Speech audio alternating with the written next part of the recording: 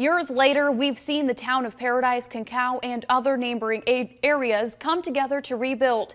It's largely because of organizations who are dedicated to helping victims of the deadly wildfire. Tonight, we have a campfire survivor, journalist, and North Valley Community Foundation Executive Vice President David Little with us to share his story tonight. David, thank you so much for joining us live on the phone tonight. Thank you for covering this story.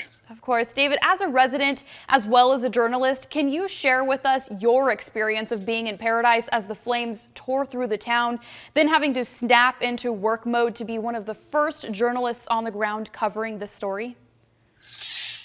In a word, it was chaotic. It was this rare wildfire that did almost all of its damage in one day. In fact, just a few hours. We on our way to work in the morning, you could tell there was a little fire in Polga. The wind was blowing down towards the valley, and it spread at the rate of a football field a second and made it into Concao and then into Paradise while people were still trying to get to work and get their kids to school. You know, Paradise was prone to fires. Anybody who's lived here a while knew that a big one was coming, and this was it. It was evident very early in that day.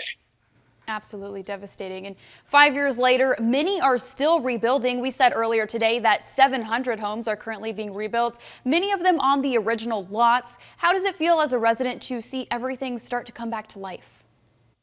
You know, 700 are being rebuilt right now, but 2,200 have been finished and occupied. So Paradise is the fastest growing city in California just because of the work that's been done the past 5 years. And every time you drive up there, you see tangible progress. The more you look around, the more you see. And it's just a testament to people there. It's a challenge to build a home, right?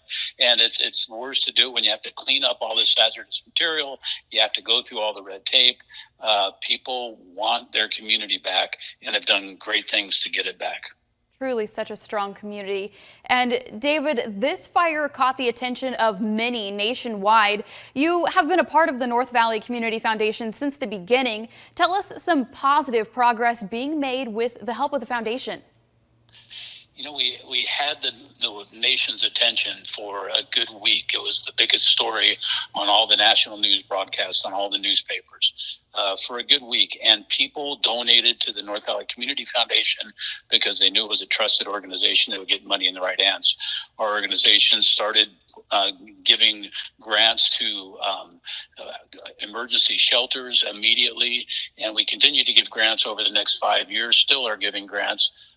We've totaled now $64 million in grants. Of course, those are all dollars that came in from donations. So none of this would happen without people in Los Angeles, people in Silicon Valley, professional sports teams, huge organizations like Salesforce and people like Mark Zuckerberg giving millions of dollars. And then, of course, Aaron Rodgers, the Chico native, and Sierra Nevada Brewing Company. They've all been such valuable partners and so willing to open up their own pocketbooks and help our area. So $64 million in grants. I can't say enough about the case management system that our Butte Strong Fund has helped funded, where people sit down, case managers sit down with families, one family at a time, and figure out how to help them get back to where they were before the fire. It's really amazing to watch. $64 million. That gives me goosebumps. I am so amazed at all of the work that you've done getting all of this off the ground. So congratulations to you and making, helping all of us grow after these. I mean, just looking at these images, thank you so much for all that you've done for everyone over there. Well, thank you. We certainly can't do a darn thing without the donors, without the donations. People helped in so many ways. Came to our office with money from a lemonade stand all the way to $1 million check, and it was just so gratifying to see that. And David, ending with one final question, just as we move forward and start to see some progress being made and changes every day, like you say, every time you go over there, there's new progress being made.